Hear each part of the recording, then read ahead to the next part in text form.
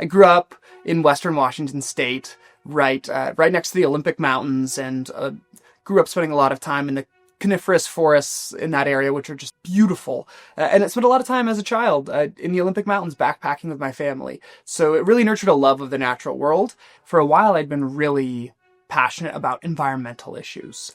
And I had been thinking for a while I would like to do some sort of environmental advocacy. So knowing that that is what I love and that's what I feel passionate about, what is a place where my passion and my skill set intersect? And where is an area where I can actually impact that area, where I can help create positive environmental change? And I thought law school. I loved AP Government when I was in high school, and then I went on and I decided to study political science with kind of a pre-law track. We got to read cases and do case briefs and talk about it in class, and then also write research papers about the law. And so in both of those classes I took, I was able to write papers about environmental law, and I loved that experience. I came to realize just how powerful a tool the law is to effectuate change. I'm very interested in two areas of law. One of those is federal Indian law and tribal law, and the other is environmental law. My dream would be to be able to practice somewhere where those intersect. And there are a lot of really cool natural resources and environmental justice issues where those topics do overlap. There's a lot of public land stuff, like with mining, with energy development. There are so many areas where those two bodies of law intersect, and I really love them both.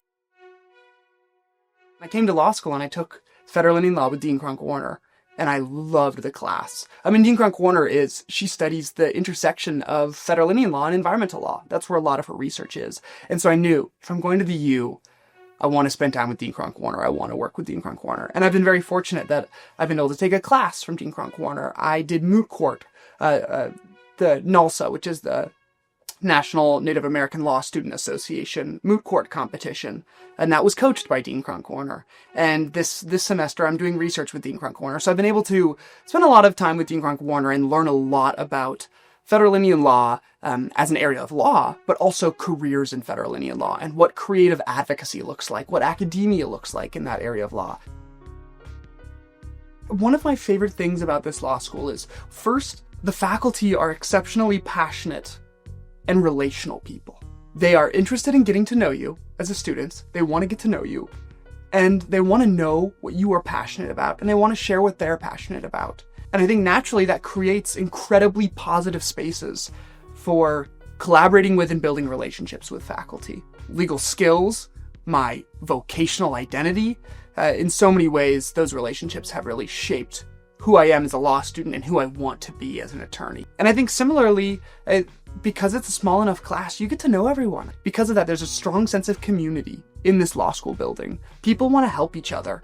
And I think those relationships with my fellow students, relationships with faculty, have made it so this is a place where I'm really content, I'm really happy. I don't dread coming to the law school building. I look forward to it.